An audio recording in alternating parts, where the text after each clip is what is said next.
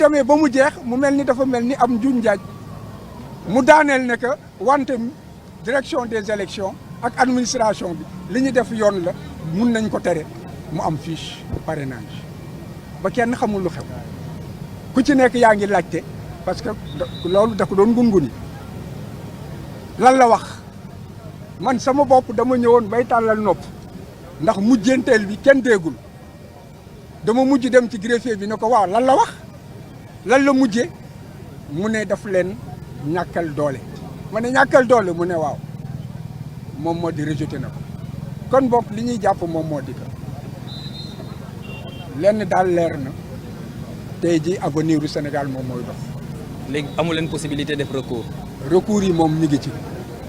lan ngeen di def recours yi bari na Sénégal nag dañu am habitude def lu leen neex suñ leen condamné ñu ne ñoo tey on est souverain te fu ñu tàllalee kayit sur le plan international ñoom ñoo njëkk si wante dafa am loo xam ne dina am fa muy dàkkee. léegi lan ngeen fas yéene def ginnaaw loolu. ñu ngi xaar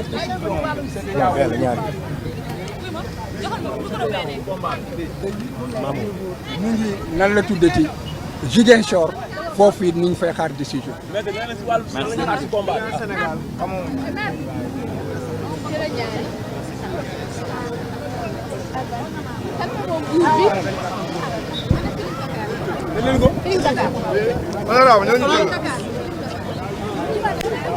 micro.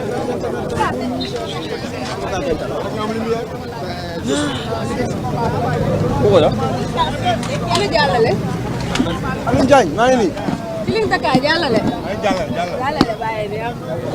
ana Ali. Feeling Dakar.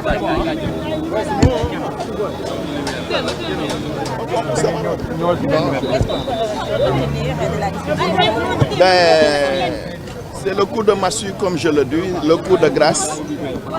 Et je pense que l'expérience vient de révéler que quand un juge est en train de lire son délibéré, il ne faut pas avoir le sourire tant qu'il n'a pas rendu la sentence. Au moment du prononcé du délibéré, et lorsqu'il a commencé à lire, on était très confiants. Et c'est lorsqu'il a mis le mot cependant qu'on a commencé à avoir des inquiétudes. Et nos inquiétudes se sont fondées parce qu'il a carrément rejeté donc nos demandes.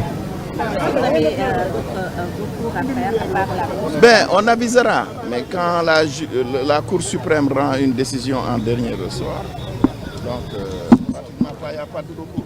Mais au-delà du droit, je pense qu'il appartiendra à notre client de décider de la suite à venir par rapport au recours éventuel qu'on pourrait exercer par rapport aux autres choses. Parce que une chose est d'exercer un droit, autre chose est d'avoir la certitude.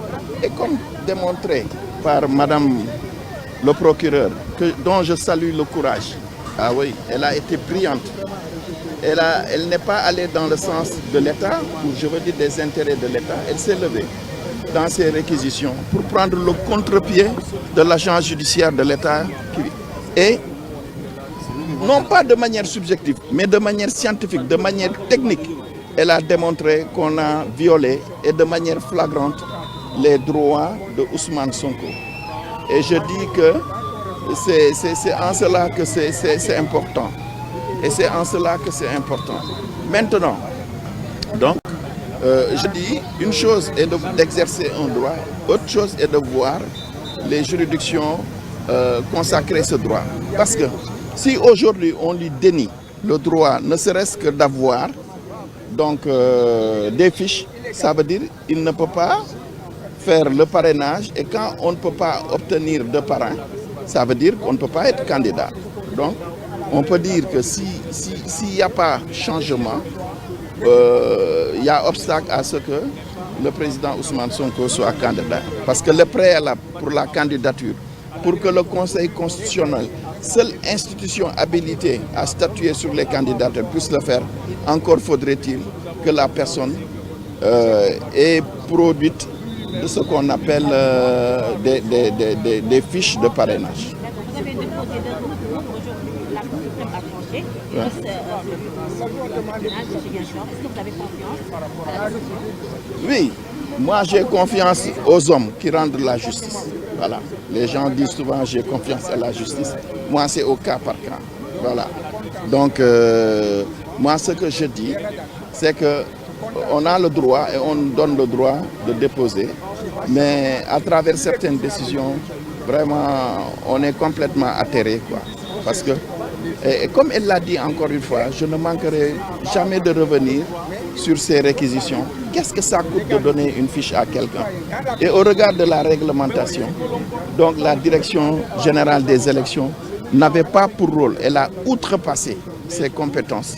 Donc, pour priver notre client, le président Ousmane Sonko, du droit d'avoir des fiches et d'aller donc à la quête des parents. Merci. Ci wolof waaw doo leen ma may mouchoir ma fomp saal bi dafa tàngoon tuuti. kay ma mouchoir ok journaliste soo leen ma joxul mouchoir du ma wax voilà jox leen ma mouchoir. Je m'appelle Maître Ndione. D'accord. Ok. D'accord. waaw ci wolof. ben ci wolof maanaam tey dañu ñëw fii am déception bu rëy parce que yaakaaroon nañu ne li direction des élections def tegu ko ci yoon te puisque soo amee problème donc da nga koy yóbbu ci yoon ñu ñëw indi ko fi mbaxane doon benn mais bi ñu ñëwee donc jaaxle ak mbetteel la ñu am parce que li ñu bëggoon juge bi joxuñu ko dañoo bëggoon ñu jox Ousmane Sonko fiche pour que mu mën a dem uti parrainage mais juge bi nee na direction générale des élections am na droit la wax ne du jox Ousmane Sonko fiche parce que comme ni mu wax ne dañ ko génnee ci liste électorale.